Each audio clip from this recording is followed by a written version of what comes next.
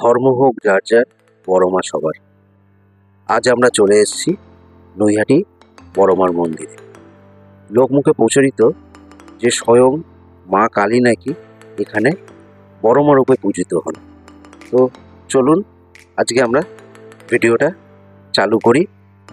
আমাদের ভিডিওটা যদি আপনাদের ভালো লেগে থাকে অবশ্যই একটা লাইক আর সাবস্ক্রাইব করতে ভুলবেন না। কিন্তু @নন্দী ফ্যামিলির নতুন ব্লগে আপনাদের স্বাগত। চলুন আজকে আমরা যাচ্ছি মধ্যমগ্রাম থেকে নৈহাটি বড় মার মন্দিরের দিকে। আমরা মধ্যমগ্রাম স্টেশন থেকে অটো ধরে আমরা রওনা দিলাম সোদপুর স্টেশনের দিকে। আমাদের সঙ্গী আমাদের গোলু বাবা। তো সোদপুর স্টেশন থেকে আমরা নৈহাটির টিকিট কেটে সোদপুর সাবওয়ে ধরে আমরা 1 নম্বর প্ল্যাটফর্মের উদ্দেশ্যে যাচ্ছি। 1 নম্বর প্ল্যাটফর্ম থেকে আপনারা গেদে, কৃষ্ণনগর, শান্তিপুর যে কোনো লোকাল ট্রেন ধরে পৌঁছে যেতে পারবেন নৈহাটি স্টেশন। তো আমরা কৃষ্ণনগর লোকাল ধরে নৈহাটির দিকে রওনা শুরু করলাম। 10 টাকা করে ভাড়া পড়েছিল সোদপুর থেকে নৈহাটি পর্যন্ত। তো আমরা পৌঁছে গেছি নৈহাটি স্টেশন। নৈহাটি স্টেশনে আমাদের গাড়ি দিয়েছে 3 নম্বর প্ল্যাটফর্মে। 3 নম্বর প্ল্যাটফর্ম থেকে নেমে আমরা একটু সামনের দিকে উঠেছিলাম, যার জন্য আমাদেরকে একটু হেঁটে যেতে হলো। আমরা এখন টিকিট কাউন্টারের সামনে থেকে বেরোচ্ছি।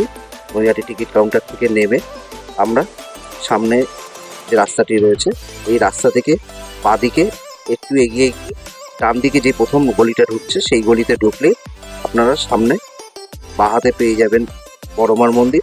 আর সোজা এই রাস্তাটি চলে যাচ্ছে গঙ্গার ঘাটের দিকে।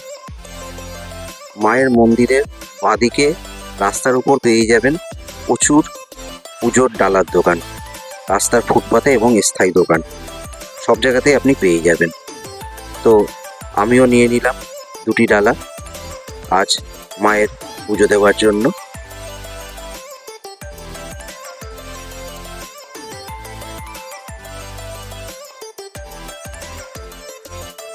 বলে রাখি, আজই আমরা যে দিনটাতে গেছিলাম এটি ছিল চৈত্র মাসের প্রথম শনিবার। তো দেখলে বুঝতেই পারছেন কি লাইন পড়েছে আজকে, প্রচুর লাইন। এমনিতে আমরা দুপুর প্রায় 1টা 10-15 নাগাদ গিয়ে হাজির হয়েছিলাম। দেখুন লাইন, আমরা গিয়ে দাঁড়িয়েছি গোধূলি ভবন।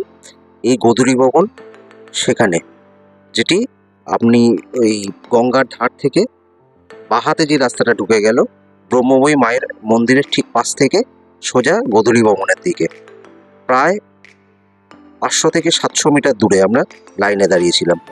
লাইনে প্রচুর ভিড়, যেহেতু আজকে শনিবার প্রচুর ভিড়।